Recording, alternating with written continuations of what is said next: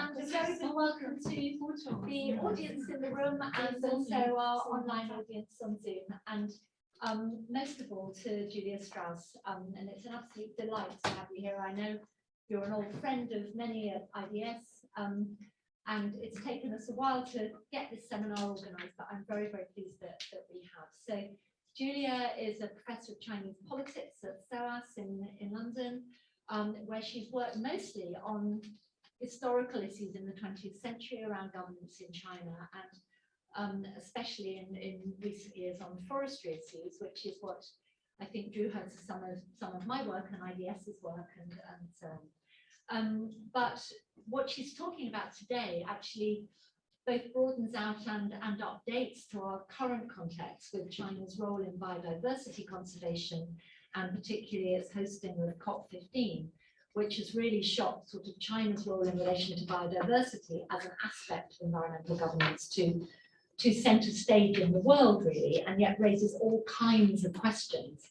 about current trends in biodiversity conservation, the relationship between sort of centralised top-down governance and what might happen locally, questions that are of deep concern to work at IDS over a very long time on the work of our resource politics and environmental change cluster, but also given a very interesting spin by China's particular characteristics as a state and given its particular history of governance.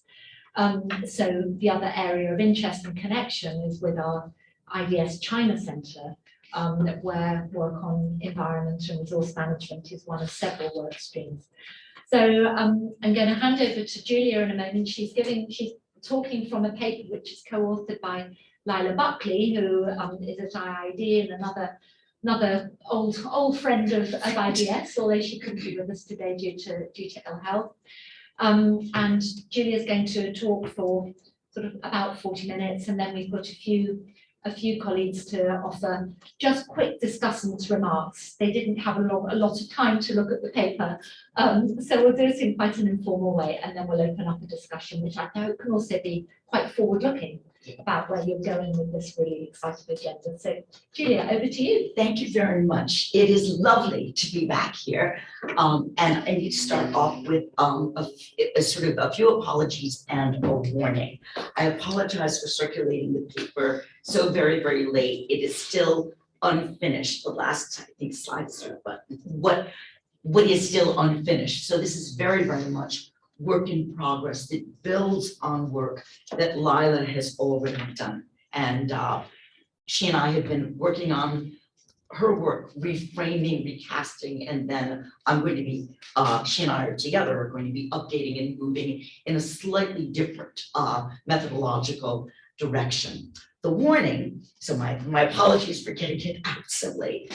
The warning is that I have a sort of throat condition where I cough very easily. And it can actually sound like I have COVID or worse, and I'm about to die.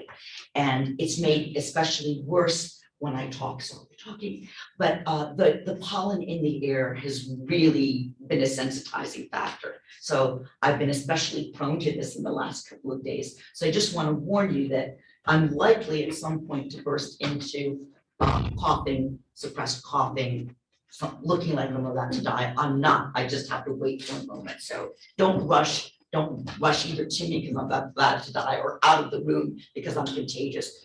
Neither of these conditions are good. Okay, so Chinese government, environmental governance reforms, bureaucracy, and the performance of biodiversity is my title. And it's a bit of a misnomer for reasons I'll get to in another slide or two. So once upon a time, about a quarter of a century ago, there was a researcher doing exploratory work on China's domestic forestry sector. She even came to IDS to give this paper on this work, once it eventually was in shape to be coming out.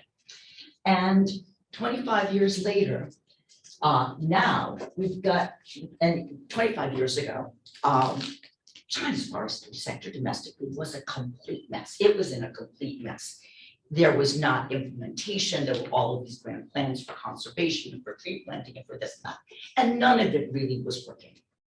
And then we had the floods in 1998 and a complete about face in terms of the forestry sector, and China really incredibly put together a range of programs, I don't have the time to discuss it, but a range of programs that actually were implemented, and it engaged very substantially in reforestation and curbing the cutting down of trees, at least in certain, especially erosion-prone parts of China. So broadly speaking, and one never would have predicted this, based from the perspective of 1999, 2000, when I was finishing up this preliminary work, and the programs really, where they were under discussion, but they hadn't really come on stream yet. I never would have predicted that this would have worked. But China, after a fashion, really did manage to solve its own domestic forestry crisis. Unfortunately, it exported its forestry crisis because the demand for wood products, if anything, with China's further industrialization and upgrading to things like luxury furniture, the demand actually increased. And so the deforestation more or less ceased within China, but it was exported to places like Indonesia and Mozambique and Central Africa and so forth and so on. So it's now, China has now, broadly speaking, fulfilled its needs for natural resources, including wood products, through its dominant position in trade vis-a-vis the rest of the developing world. So that's the kind of downside of the story. And what is incredibly surprising, it was unimaginable 20 years ago, is that China is now hosting COP15, the UN Convention for Biodiversity, in Kunming, with Kunming being the capital of the province of Yunnan, which is one of the most biodiverse areas in China. Kunming and certain parts of Sichuan can kind of fight it out in terms of their biodiversity, but as a province, Kunming absolutely has the most in terms of biodiversity. So here we have I don't have that many visuals, I'm sorry. The logo for the 2020, you'll notice that it's not 2020 anymore. Kunming UN Biodiversity Conference COP15, Ecological Civilization Building a Shared Future for All Life on Earth in Kunming, China. And there are all of these lovely traditional Chinese woodcut motifs with a panda. There aren't any pandas in Yunnan, but never mind. And fish and peacocks and so forth and so on. All right. So how do you get from massive deforestation to hosting COP15 in only 20 years? I mean, it's extraordinary. People like to talk about China's extraordinary rise in this 20 years, but part of the story is China's extraordinary rise and footprint in shaping larger global dialogues. And this is where things get very, very interesting, because China's shaping of global dialogues, including now conservation and biodiversity, is aimed at being part of the conversation and a major player in the conversation, but it also is very much a product of China's own domestic politics and domestic situation. So without going into too much detail, I got red, I got green, and I've got sort of red. The larger framing of China's biodiversity and staging and taking a place on the global stage in terms of conservation, environment, biodiversity is a very large project that's called the China Dream, the 中国梦. And among the things, the elements considered in the China Dream and prosperity and becoming an advanced and coming up to mid-level comfortable citizens standards and then becoming a world leader, a fully developed economy and society, is one of the sub-programs of the China Dream is Ecological Civilization, 生态文明. And underneath Ecological Civilization, one of the main programs that we've been able to at least begin to assess, and it's only the beginning of assessment, is something called Ecological Redlining, or 生态红线. Okay, so before I go into the specifics, I'm going to bore you with some more general ideas that I applied first to a book on historical state building in the early 1950s as the Chinese Communist Party was consolidating and establishing its stamp on the country, very large country, with very relatively few people, and the ways in which it did so in the early years of the People's Republic. That was my most recent book. And I think that many of the ideas that I was applying towards China's state building in the early 1950s can still apply in at least some ways to contemporary issues, including questions of environmental preservation and ecological civilization. And I'm just going to very, very briefly talk about this before I go into the real meat of things. My core idea is that there are two fundamental modalities by which policy is implemented. The bureaucratic, which is hierarchical, it's basically a variant bureaucracy, it goes like this. So lower levels have to obey higher levels. It's rule bound, so there are rules, there are directives, there are guidelines, there are things that you have to do and you have to follow impersonally for whatever the class of situation is. It's depersonalized, and bureaucracy simplifies complex realities by disaggregation, through a process of disaggregation. Now, what does it disaggregate? It disaggregates either organic or mechanical wholes Julia, take your time. into standardized recordable categories. So this is what James Scott calls seeing the state. The other modality, which I'm unfortunately not going to be able to talk about that much today, is the campaign, which is an extraordinary mobilization of resources. Sometimes they're human, sometimes they're financial, sometimes they're material, to rapidly accomplish a short-term goal or complex of goals. And campaigns simplify complex realities as well. But campaigns simplify complex realities through a process of fusion rather than disaggregation. So through fusion, typically into narrative, and narratives that are highly charged morality tales, in order to mobilize the commitments of implementing agents, reducing social resistance, or alternatively, campaigns can be launched from outside the state, either to push their own initiatives or to resist state initiatives or the initiatives of dominant elites. So campaigns can be used really by a variety of different kinds of actors. It's not just the state. This may become important later, although we don't yet know. Then I have a sort of overarching idea that both campaigns and bureaucracy, but campaigns usually are a little more obviously visible, through a process of performance. That if performing the campaign, or sometimes performing the bureaucracy, is what makes for intelligibility and persuasion. And I see that there are different registers of performance. There are different ways in which performances take place, and different kinds of performances, but they all are, by definition, embodied appeals to persuade audiences, involving narrative. Sometimes the narratives are explicit, often they're sort of hidden and assumed.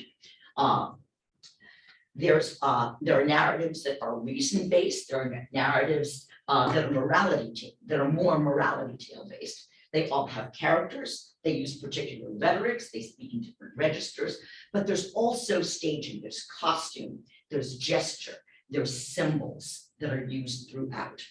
Okay, so what we wanted to do was to engage all three aspects: bureaucracy, campaign, and performance in our analysis of environmental governance and the ways in which it is changing in China. And what we were able to do, however, was to almost exclusively only focus on the first modality, which was bureaucracy, because the thing that we could get access to, given lack of ability to travel and the fact that COP has now been delayed it's going into, it's now having its third delay.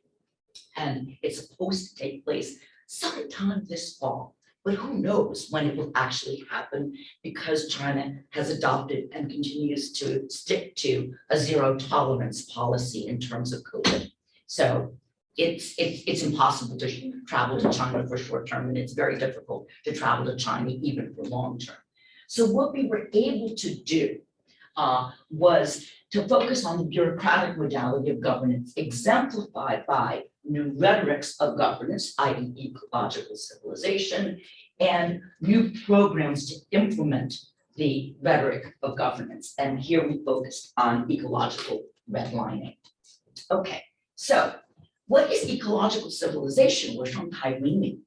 Is it a buzzword? Is it a framing? Is it an indicator of your commitment to greenness? I suspect it is all three of these things. Ecological civilization is now one of these buzzwords that you see everywhere, but it fits within a larger framing of initiatives under the Xi Jinping government as part of the two centenary goals of becoming a moderately prosperous society by 2021 and becoming a fully developed country by 2049, because 1921 is the year of the establishment of the Chinese Communist Party. So it's 2021 is the 100-year centenary of the establishment of the Chinese Communist Party. And 1949, of course, was the year that the Chinese Communist Party established the People's Republic of China after winning the Civil War. And so by 2049, that's the other big centenary. With now development in being a fully developed country, meaning social development as well as economic development. And so ecological civilization has been inserted into these different centenary goals as part of social development and overall raising of quality of life by not just reference to numbers about GDP and income levels and so forth. So ecological civilization in turn is a kind of umbrella term under which a range of other programs for ecological upgrading, inclusiveness, and greenness are happening. And at the same time, I suspect that Shanghai Wenyi, or ecological civilization, is as important outside of China as a kind of signifier, a kind of branding, an indication of how serious China is about ecological preservation, upgrading green factories and so forth. So it's important, I suspect, outside of China as much as it is inside of China. And we see this reflected in the fact that the COP15 theme is ecological civilization. So this is in addition to hosting COP15, this is a great opportunity for China to indicate its seriousness and to get its message out in terms of its branding of ecological civilization. But ecological civilization is more than just rhetorical advertising and fluff. There is meaning there insofar as there are real programs that are being implemented underneath the broader framing and rubric of ecological civilization. So we focus on ecological redlining. Why ecological redlining? One of the reasons is that it's one of the easier things to study because there's a lot of at least preliminary material on it. And ecological redlining is, as near as we can tell thus far, the signature policy for biodiversity and conservation under this broader rubric of ecological civilization. And what you see when you look at the discussions around ecological redlining is that there is an almost perfect congruence between the policies and the discussion and what ecological redlining is supposed to do, how it's supposed to work, at least in theory, with virtually all of the elements that we consider to be part of a bureaucratic, centralized modality of policy making and policy implementation. So how so? Well, there's increasing levels of centralization, assertion of hierarchy, and assertion of higher bodies as the prime agents of coordination. It's about control. It's about logic. It's about the simple, oops. Did I do that? It's about the simplification of complex realities through a simplifying uniform rule. It's about it's about impersonal investigation. Ecological redlining has at least to some degree been tied to and is congruent with the third national land survey that's ongoing in China. The way that the land surveys and the forest surveys work is no sooner do you finish doing one, they take about 7 or 8 years, then the next cycle starts, and they're published every once in a while.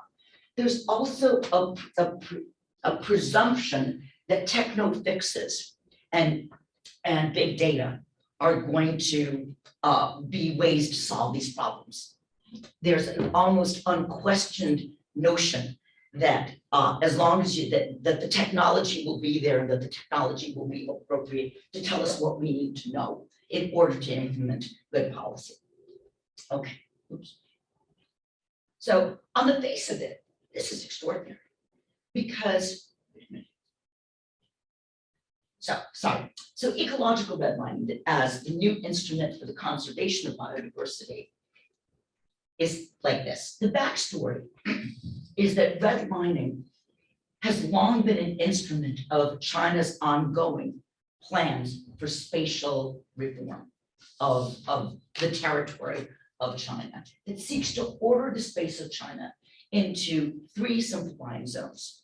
They used to have many more different kinds of zones, and now they're simplifying it into 3: urban, agricultural, or ecologically protected. Redlining in this sphere has long been used to indicate boundaries that, quote, must not be crossed.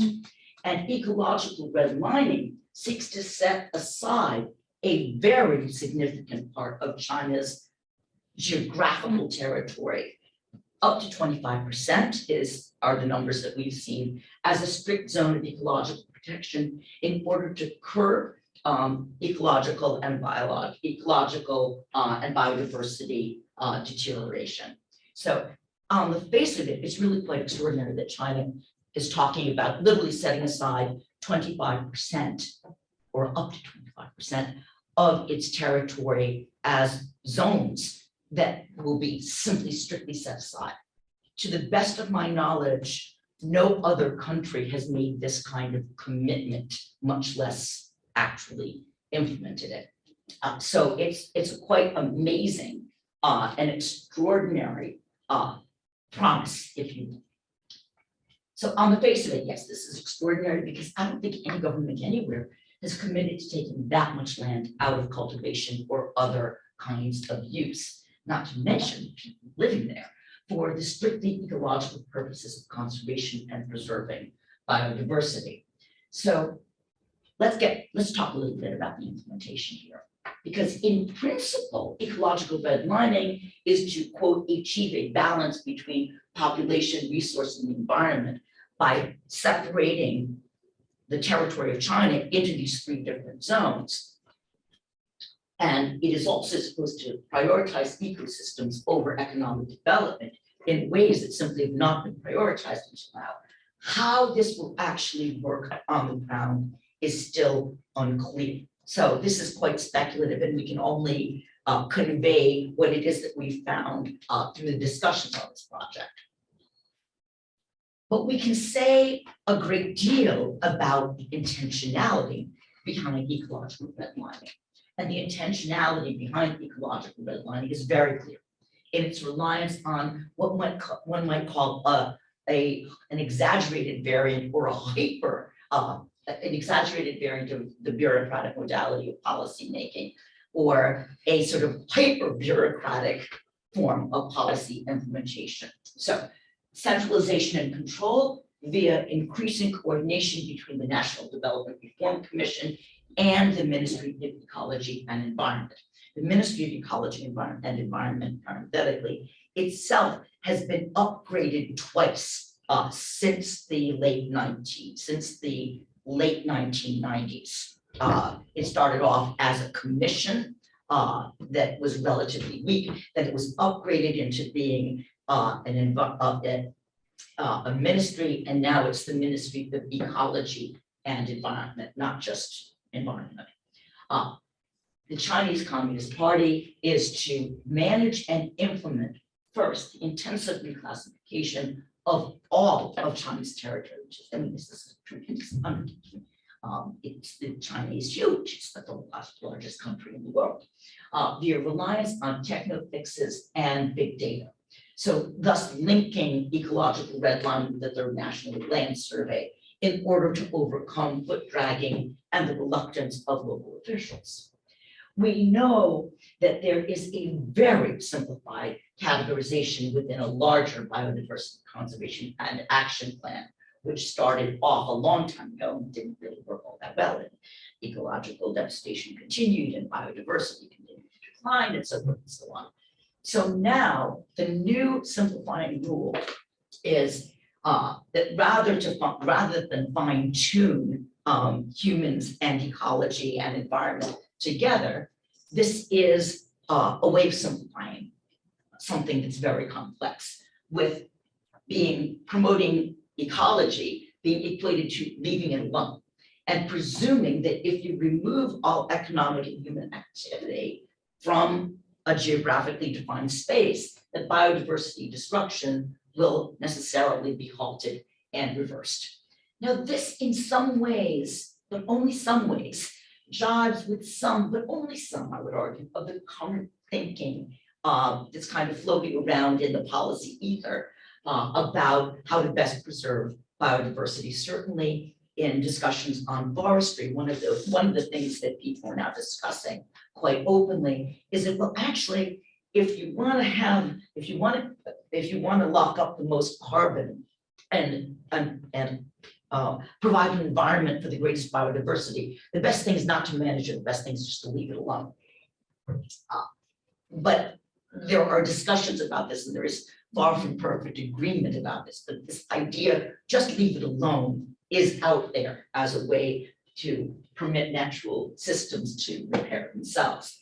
And we don't know yet, because it hasn't been really fully implemented yet. We don't know, maybe this might work, maybe by taking really significant amounts of land out of the range of human and economic activity, this will have the desired effect. And it would be, relatively speaking, a relatively simple, straightforward, and low cost, at least bureaucratically low cost intervention. If you just make your zones, you get everybody out, and then you just leave it alone. But here's the problem. What about the people? I mean, there are many problems with this, but what about the people? China is extremely, extremely crowded. Even areas that seem to be very remote and not connected to the major hubs of economic activity, they all still have people there. If there's a road, if there's a path, there are going to be people there at least part of the time. So if 25% of China's territory is to become ecologically red zone, then what happens to the people who are living in ecological red zones? Many of whom, not all of them, but many of whom will be non-Han peoples or engaged in pastoralism or otherwise marginalized. Now, there's been no explicit policy statement on this, but the presumption in the pilots that we've managed to kind of dig out and in the statements on groups living within the boundaries of national parks is that these groups of people will be removed and resettled. And Lila has done some other work on this in one of the major parks in Sichuan, where in fact, Tibetan herders who've been, as near as she can tell the story, taking care of the environment perfectly well for many generations by engaging in pastoralism are in the process of being removed. And this in turn perhaps is relying on an excessively romantic notion of these areas being fully forested. Well, maybe they weren't fully forested. Maybe there were a lot of grasslands and kind of open meadow and so forth there in the first place. And maybe the people living there have been doing a perfectly good job of maintaining watersheds and so on. So we don't know for sure, but the implications of what has happened in national parks and what we can gather from readings that we've done is that people are probably going to be removed on us. So far, we just don't know about what the effects of ecological redlining are going to be, because when you dig a little deeper into the literature, there are a few optimistic scenarios, but there are a lot more pessimistic ones, with the pessimists focusing on the same kinds of challenges that ecological redlining is supposed to overcome, like capacity issues with enforcement, the existence of previous plans for the use of land that are different from ecological redlining, lack of standardization, unclear financing, mixed jurisdictions, unclear sanctions in the cases of non-compliance, and so forth and so on. So here's where it gets very tricky. The party group has a responsibility for figuring out and implementing and enforcing ecological red lines. But party officials, for all that they are part of a centralized hierarchical party state, are subject to multiple conflicting imperatives as well as limited resources, especially at very local levels of policy implementation. Of course, it's the local level policy implementation where all of this happens.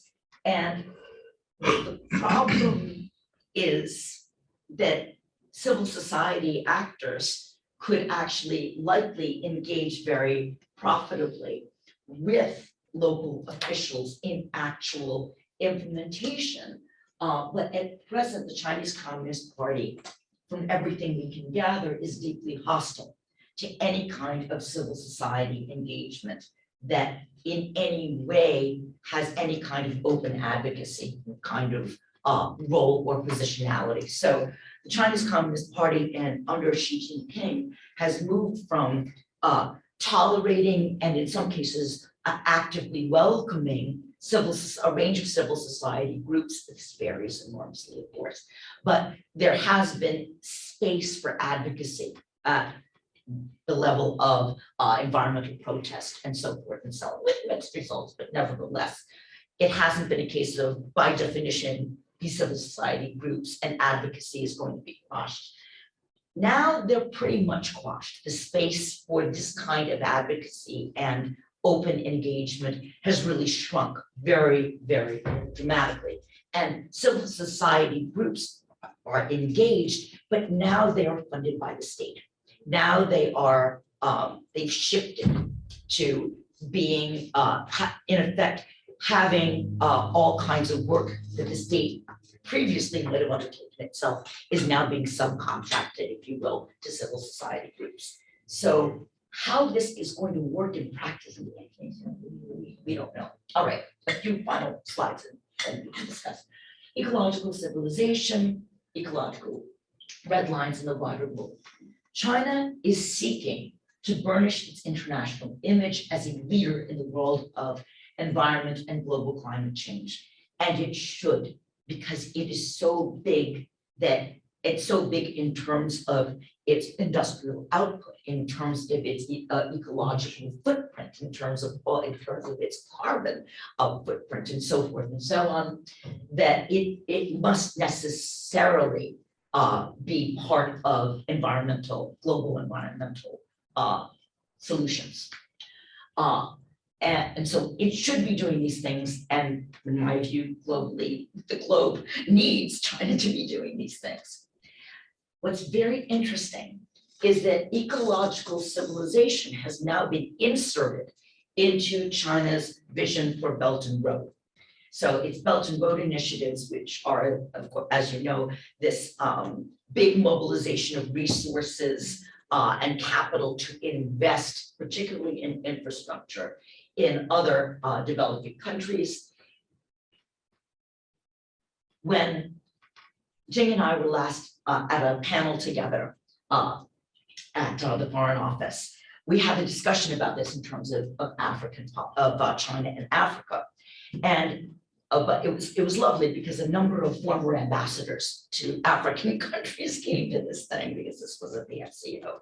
And what we were told sort of informally was that at that stage, Chinese companies operating under Belt and Road in Africa were actually very happy to collaborate with and to bring in Western, like DAC, expertise, because the Chinese contractors and the Chinese companies were very good at building the infrastructure relatively inexpensively, but they were pretty terrible on the environmental impact.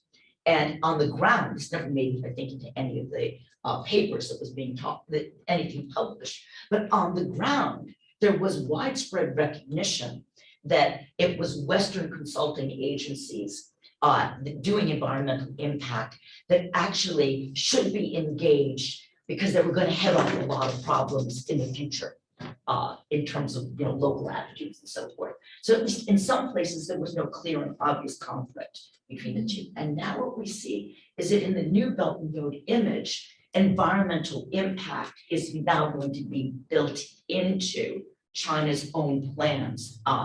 And I suspect that what will happen is that with these kinds of bids, although Jane would know much more about this than I, that this kind of greening and ecological civilization is again going to be kind of formalized and bureaucratized, and there's going to be a checklist of things that you have to do.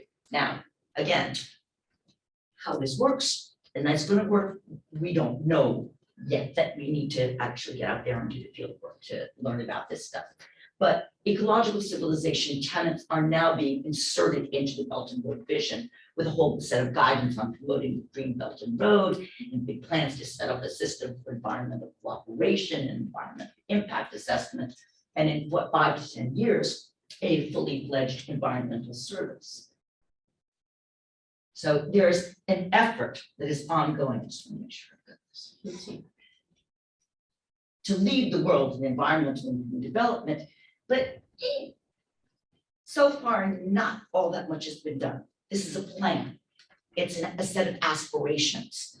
But so far, not that much has been done aside from China explicitly canceling all coal-fired plants in Belt and Road countries. Mind you, China has not committed to canceling all coal-fired plants within China itself. It looked like it was going to move in that direction and then back off. So we need to think about bureaucratic modalities being applied to greenness, how greenness is going to be categorized, how it's going to be measured, how it's going to fit into standardized categories that are actionable. And I suspect that greenness is likely to result in inevitable clashes with development projects and the need for Chinese investors to make money if Belt and Road projects are going to work. So there's going to be a real tension between any kind of meaningful greening within Belt and Road and the Belt and Road projects themselves, because Belt and Road project infrastructural projects are almost by definition destructive to the environment. And so how this is going to work in practice, I think really is, it remains to be seen, is going to have to be watched. And so to COP15. So COP15 was supposed to be the big stage for showcasing China and its commitments to biodiversity and ecological civilization. And what you see very interestingly in terms of the performance in ecological civilization is that ecological civilization as kind of a mantra is now being repeated and reflected as a thing. It's become an international thing, largely through COP15, because the theme of COP15 is ecological civilization. And so COP15, I wanted to be able to do a bunch of pictures and talk about, but it hasn't. The interesting part of COP15 hasn't happened yet. The conference was delayed.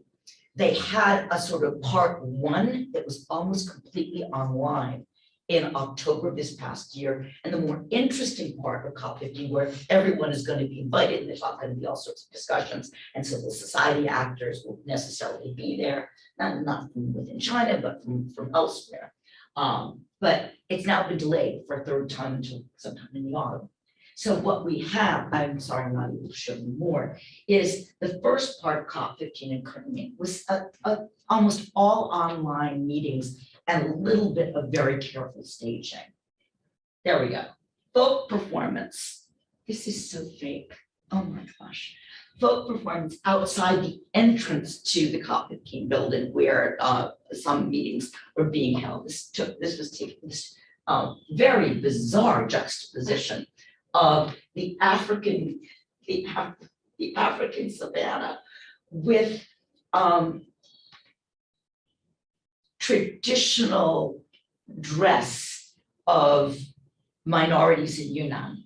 And you can sort of see that they're different minorities within Yunnan. And there's a whole literature, believe it or not, on the commodification and the living museumification of minorities in Yunnan and how they performed on the mall in Washington, DC, and how utterly fake this is. Well, this even looks really fake, but it also, and this image may be more for domestic consumption because to our eyes, the colors are extraordinarily fake, the costumes are extraordinary. It doesn't strike the right tone at all, but if you think about it domestically in China, it might have a very, very different resonance.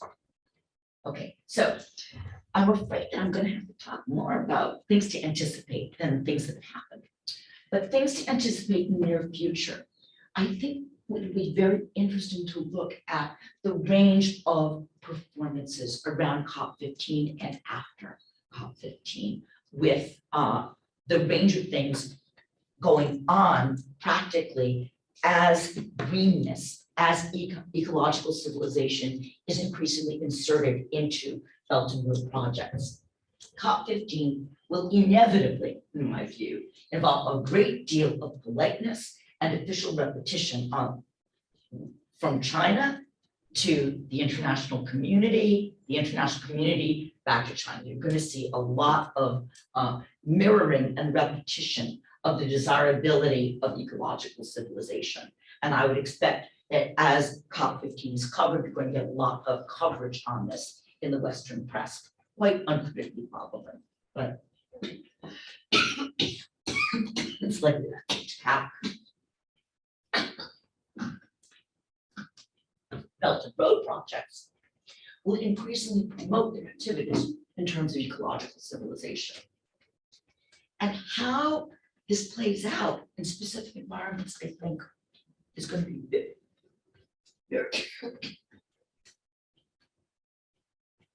very interesting to follow, with a great deal of performative acquiescence on the part of the political elites that desire the projects. Perhaps they'll be accepted, but in many places they will not be. In many places there are likely to be counter performances, or what I call performances of resistance. I think there are going to be a very interesting range of different kinds of performances of both acquiescence and mirroring, as well as resistance, because we can see in places like Kazakhstan and Kenya and probably elsewhere where we have not gotten in, we haven't been able to study yet, civil society actors are now going to have a great framing to latch onto in terms of their critiques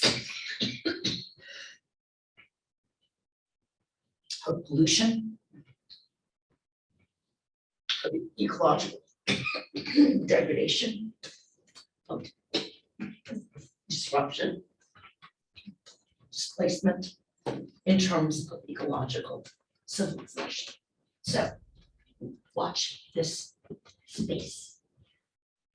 You can tell me much more than I can tell you. So I'm really, really looking forward to comments. Julia, that was fantastic, an absolute performance. I think that was really, really super and great to hear it. Do I actually need to use this microphone or not? It is useful for our online audience. Good. Okay. So we've actually got 4 people who are going to just give some quick remarks, not on the basis of a detailed reading of the paper, but mostly on what they've heard. The paper's still very drafty, so. And they're IBS colleagues who are experts either in Chinese governance or in environmental politics or in both. And I've got Wei Shen, Jingu, Nick Warren, and Scoons. You can go in that order, or you can go in a different order if anybody else wants to go first. Okay, go in that order. So Wei Shen, who is a fellow in our resource politics and environmental change cluster. So just kind of 3 or 4 minutes from you, reactions. Thank you so much. It's my honor to be here discussing on this paper and the fantastic presentation, Julia. I've been reading your works for a long time. And I would like to make several comments. Please. Probably linking with my recent studies on the local environmental governance in China to talk about implementation challenges. Yes. And I'm sorry if I sound a little bit typical pessimists, but this can be the challenges that can be, we don't know, that can be solved. But here are the issues, I think, when you talk about, a persuasion project from central government. Yeah. The key thing to ask is the local government are persuaded yet on this project? And there are several challenges, and I think you correctly generalized one concept about simplification, which is exactly one of the legacies that China's been using. And now we see that they really can reduce complex issues into different set of targets. And the environmental kind of ecological redline is one of them. But at local level, my observation is that there are many set of targets that are being reduced into different set of criteria for local governments to implement. And it is sometimes very difficult to build consensus regarding the priority of the different set of targets. For example, the ecological red lines, but we also have arable lands for red lines like, 180亩耕地, like 1.8 billion hectares and so on. So they conflict, particularly in eastern coastal areas. And local government don't know which red lines to follow. That leads to a kind of frustration of the local government. Because they know sooner or later they will break some of these targets. Anyway, and they will be penalized. So they're really discouraged them to follow all the targets. That's one set of conflicts at the local level. The other is related to the capacity. And once I was shown the diary of one of the local environment officers, 50% of these days are meeting, kind of dealing with inspection teams from central government, from provincial government. It's just awful. Different, it's impossible for them to manage, and they draft people from private sectors to finish the reports for their superiors. So the capacity building in the local level is a kind of a black hole. The other is about leadership uncertainty, obviously, particularly for this year. But I think all these kind of narratives and so on is based partially because Xi Jinping's personal understanding of the Chinese government system, which is partially right, is that he seems to don't have a very kind of a strong confidence of local government. There's a kind of a mistrust because they seem to, for example, you think about corruption, when he's dealing with corruption, he's dealing with ecological crisis. Like he doesn't believe that local government can do that. That's one of the motivations for him to centralize everything, because if he cannot, if they believe that the locals can't balance all these things, his decision is that I will balance for you. Right. So, but that whether such an approach is sustainable. That's why we see a lot of you mentioned campaign. The campaign is successful, but in a way it shows as a manifestation about the impossibility to have an institutionalized long kind of relations, cooperative relations between central and local. So these are just a few challenges I think will sooner or later be faced by when we talk about implementation of this initiative. Okay, I'll just stop. That's brilliant. Thank you. Julia, shall we take our 4 sets of remarks, and then you might come back on some of those. So I'll turn really good to sort of set this in the broader context of where China thinks it's going in global development terms. Nick. Well, it's a microphone, so I do go first. Okay. Reduce the energy use. Yeah, no, happy to. And thank you, Julia, for a fascinating presentation. I look forward to reading the paper. Again, 3 points. I think your focus on COP15 is really important, actually. I've been observing the emergence of COP15 over the last 2 years, like you, because I think this is going to be, whenever it does happen, a really significant global event for environmental governance.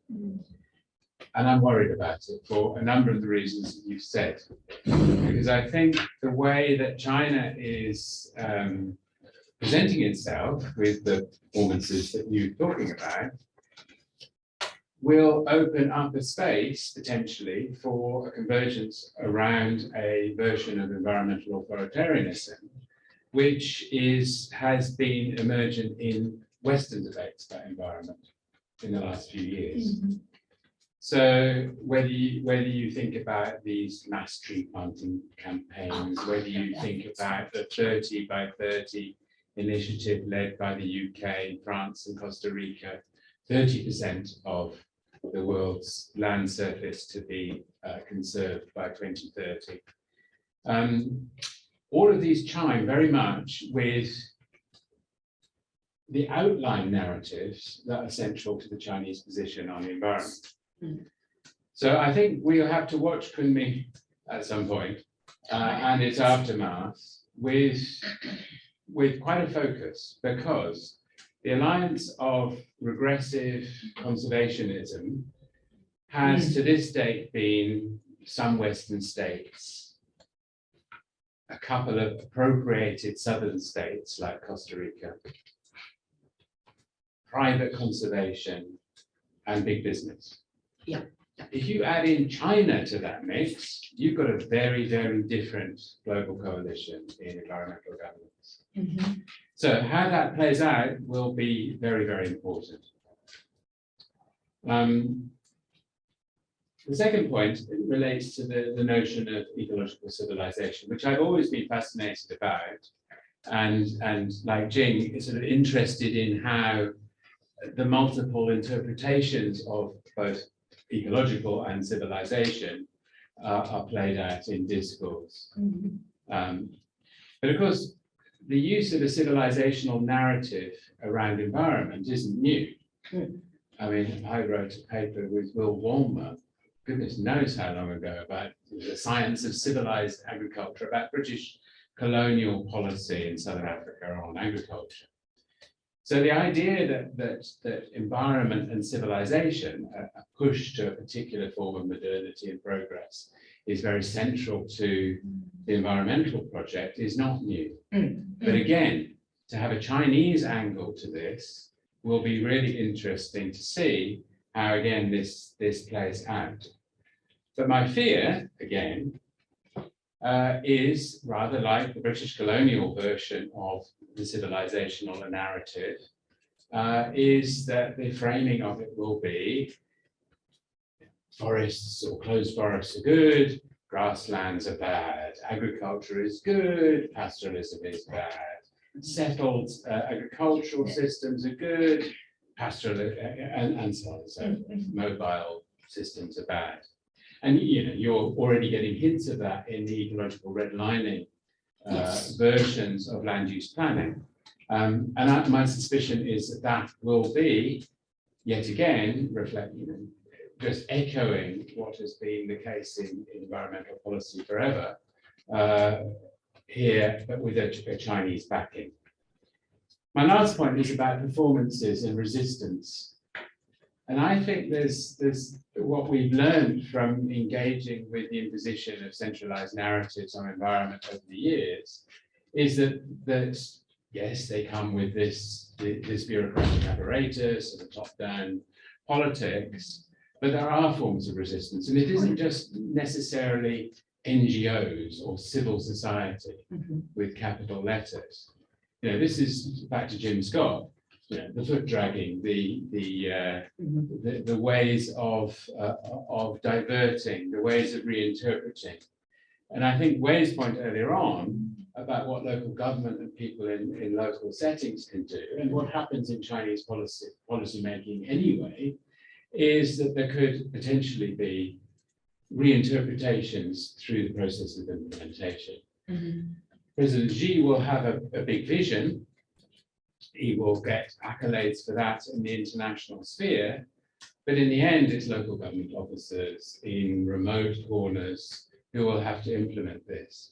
And they have, as Wei said, competing agendas. This is what we saw in forest policy in Africa or rangelands interventions all over. And I think that will be a really interesting area to look at, is what are those negotiations and how do they play out in these places that get redlined, because red lines can become quite fuzzy when local politics intervenes.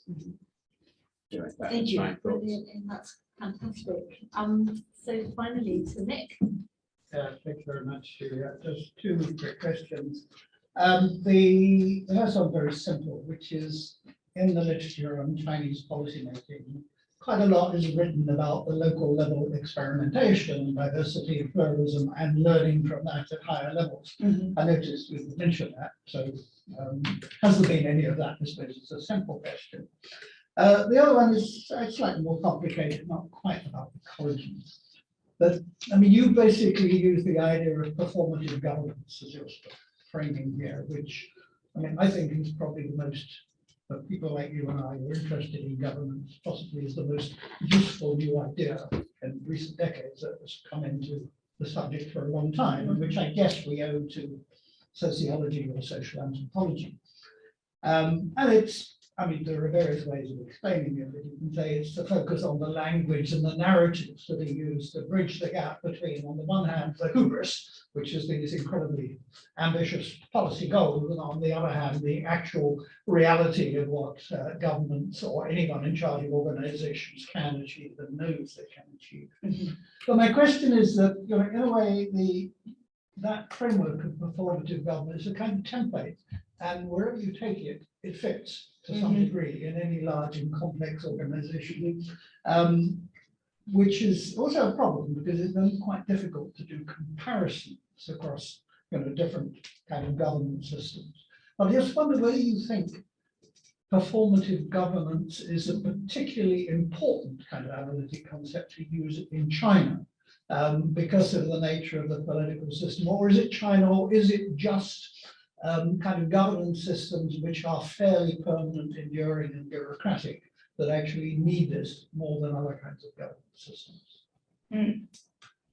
Okay, great questions. So we're moving from environmental politics to theories of governance and lots in between. So Julia, why These are don't we wonderful go back comments. to you? Any responses or elaborations Well, in relation to those? I am here at least as much to learn as I am to convey anything.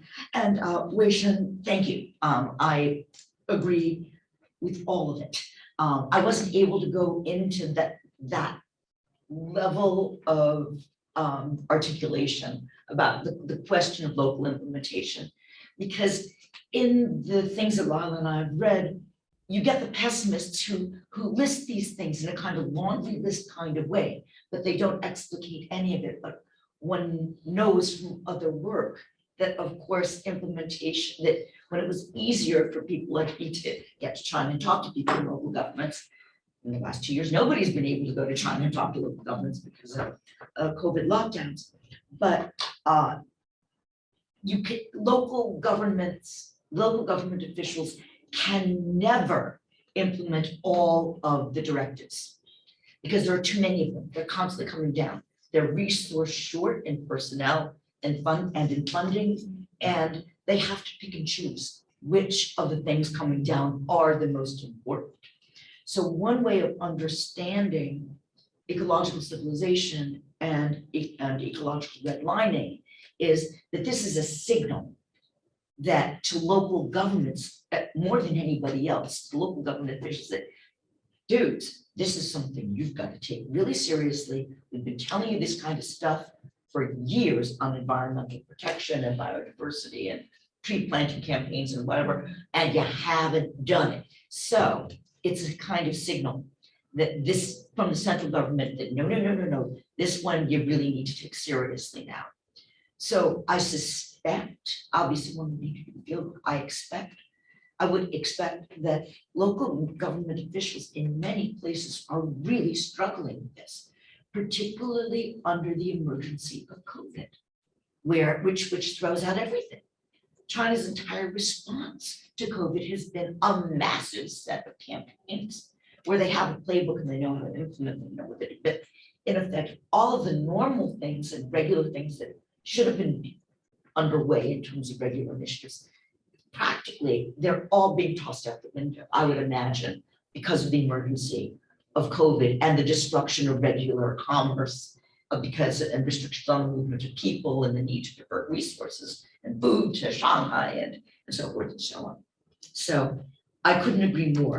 There is a huge question of capacity and ability to respond, and how local governments pick and choose, and then in turn, how higher levels of the government then enforce or are unable to really enforce. We don't know. We can talk about intentionality and we can guess at the likely range of problems. So one real question about all of this is the central government going to be able to make any of this stick in the actual implementation any more than it's been able to do so with any number of previous initiatives for conservation, for biodiversity and so forth?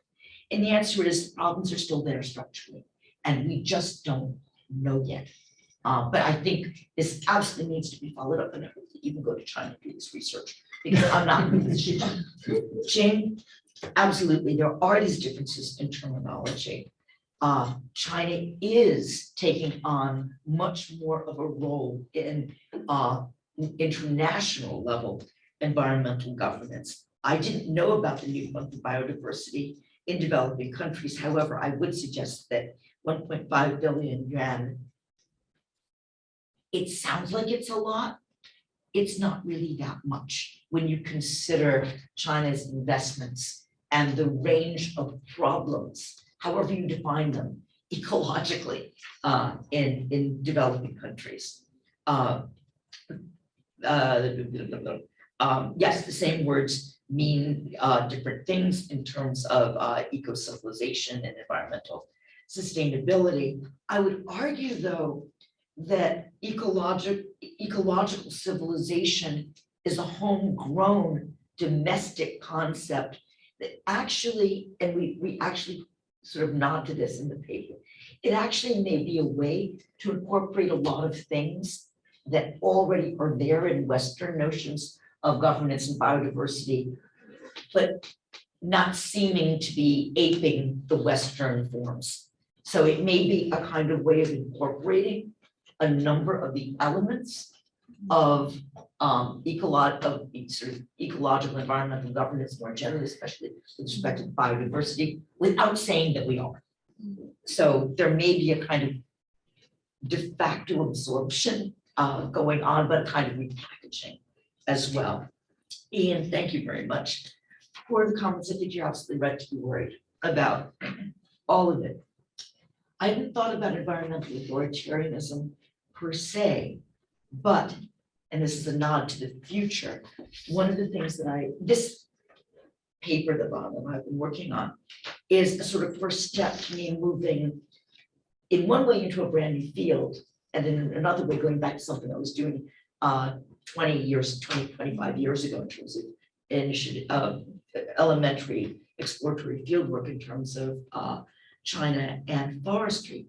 And the actual thing that I want to study, if I possibly can get examples, is how China exports its own forestry practices, particularly with respect to the kinds of things that China is domestically good at, according to some, but by some bureaucratic criteria, i.e. getting little treelets into the ground and them not dying in 2 years in terms of tree planting campaigns.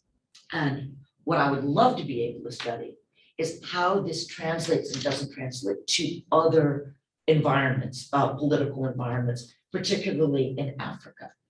So, for example, we know that China and Ethiopia have a ministry to ministry, forestry ministry to, it's not a ministry anymore, it's a sub-ministry, but a de facto ministry to ministry agree MOU that China is going to help Ethiopia engage in tree planting campaigns. Nothing has happened yet, but this is exactly what I want to study if I possibly can find examples of it, because there's a question of how well Chinese modalities and practices do and do not graft onto other very different kinds of local environments. So if you look at questions of biodiversity, well, one argument is, well, China's tree planting campaigns have been very successful. They've contained erosion. The trees haven't died. There's the Great Green Wall, et cetera, et cetera. They're an absolute, I mean, they're a disaster for biodiversity. And I remember having conversations with people in 1999 and 2000. Well, you know, what about biodiversity? And this gets back to exactly what you were talking about, local officials in dealing with forestry in local, very local level, township and county level forestry offices, you would call them. When I said, but you know, what about biodiversity? Because it's right there on, you know, what you say you're doing. And they acknowledged very openly, we want to, yes, we should be doing it. We want to be doing more. We can't because of capacity issues. It clearly was like 5th or 6th on the list of what they should be doing. And so they had to spend, like, there were only 2 young officers doing all of the environmental work in the township, all of it.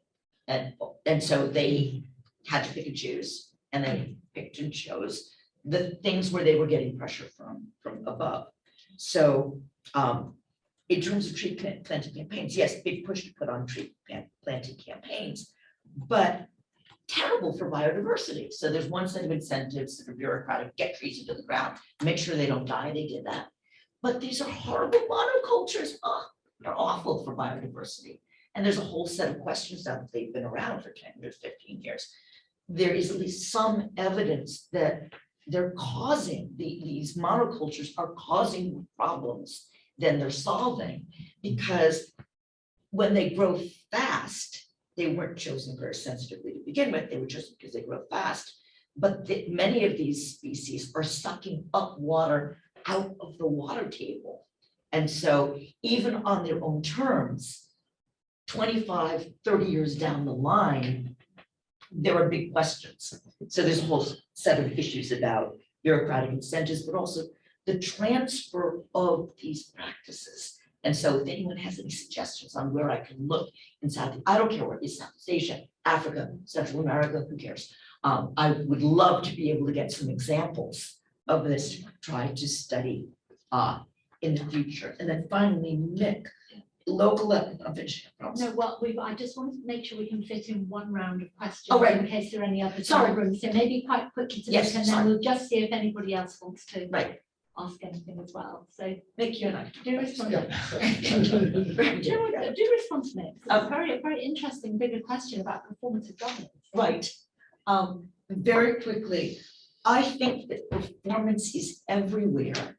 The question is, our tools for studying it are very blunt and not well developed at all. I'm part of another project in politics and performance that I can share with you, if anyone who's interested, a sort of preliminary take that I have on how we might at least classify different types of performances from above and also from below. I think it's everywhere. I think that there's a lot more thinking through, refining of the concept operationally that we have to do. But I see performative governance being not just the kinds of performances put on by the state, whatever the level is, but also a range of performances put on by other actors that are not part of the state. And this is where I have, it's just a very preliminary idea of performances of acquiescence, where everybody, and reflects whatever the overarching concepts are. And then there are performances of resistance where people either use those concepts to say, but you're not doing this and you're not doing that, and these are your principles, which is what is done in a Chinese context with protest. But I would expect to begin to see this as the green BRI, Belt and Road Initiative stuff, and ecological civilization begins to become built into this, people become aware of it. I would expect to see all kinds of groups, both within other states where BRI is going, probably at local government levels, in legal systems, and also amongst civil society groups. I would expect it to begin to be bounced right back. Good. So we've just got a few minutes left. I'm going very rapidly to ask if there's anybody in the room who would like to ask a question. And also, James, if there are any that have come through the Q&A on the Not at the Zoom. moment, no. Not at the moment. So anybody in the room who would like to ask anything? No, Then you can answer my first question about the okay. Yeah. Look, I honestly, on ecological redlining, I honestly don't know how the mechanics of how this idea filtered up and then became decided on at a central level. I'm just not sure. We've been able to trace a range of different discussions in the sort of policy making / scientific community about ecological redlining and how to make it work and how it might work. And there were a few very, very small pilots on how it's worked well and how it's been implemented. Even those, there's very minimal information. But I honestly don't know where at what level the idea initially came from. Now, what I would expect to see though, and the discourse at present is all, this is going to be implemented from above. When it doesn't work, as it won't in big parts of Tibet, because as near as we can tell, huge amounts of Tibet being set aside. If they do, it's going to be just awful for the herders and the pastoralists that are on the Tibetan plateau, because they'll be accelerating out of herding and pastoralism and put into cities, and it's going to be terrible from a human perspective. But there may very well be officials at local levels of government who might even be Han Chinese who sort of resist and say, you know what, this really isn't working. But in Xi Jinping's, and we need to make this, that, or the other adjustment. But in Xi Jinping's China, the degree to which we will know that, because there's such stress on conformity and acquiescence and so forth, that what may be going on, you can only find out from field work and trusted relationships, I would think, because anything official isn't gonna reflect. Local officials are gonna, cover their rear ends. They're gonna repeat the rhetoric, but what they do in practice, or what they say quietly to each other, that's another matter entirely. And I think the only way that one can learn that is through reliance on trusted relationships. That's in China's current environment. So you probably have better access than anyone to find out, at least some, not necessarily in Tibet, but in other places. It's very, very difficult at the moment. Very difficult. Well, look, I think we're about out of time, and this has been really fascinating. I mean, there are clearly a lot of spaces to watch. Those that are picking up on what colleagues have said, those that would be uppermost in my mind are firstly, to what extent does this whole situation either challenge or conform with what I've often actually seen? I would put it almost as a third governance model, because you talked about the top-down bureaucratic, right, and the narrative and the campaign, whereas my rather limited understanding of Chinese politics and governance has actually been a model that one might call bureaucratic discretion and local government and crossing the river by feeling the stones and adaptability. Yeah. And I think it's not quite clear yet whether It isn't. whether this is actually going to do away with that, because it is Xi Jinping pushing through a very singular centralizing vision. Yeah. Or whether we're going to get that adaptability in practice. And I would also be particularly interested in bringing non-human ecology and actors into that equation of the practice and the performance. So typically in other parts of the world, we don't see trees and biodiversity behaving according to the red lines and according to the top-down schemes. We see a lot of unruliness on the ground, which is something that is familiar to the kind of work Ian and I have done. So what kinds of unruly practices and performances also get unleashed? The other one I think is absolutely the watching of COP15 and also of the Belt and Road Initiative, and really how far ecological redlining gets picked up explicitly as a mantra at the top, how that sits with some of these other target-based neo-protectionist forms of conservation, 30 by 30 and so on, whether those are linked up, what China does about 30 by 30, whether it just wants it with ecological redlining and 25% instead. 30%. Do we get to see a multipolar global politics of conservation neo-protectionism or what? So I think there's a global political dimension to this, which will be really fascinating. And then how resistance actually works in practice. So I think we're out of time now, and I'm already being called to my next meeting here. So Julia, I'd really just like to thank you. Oh, thank you very much for having me. It's been lovely. Discussion. Yeah, it's been great. And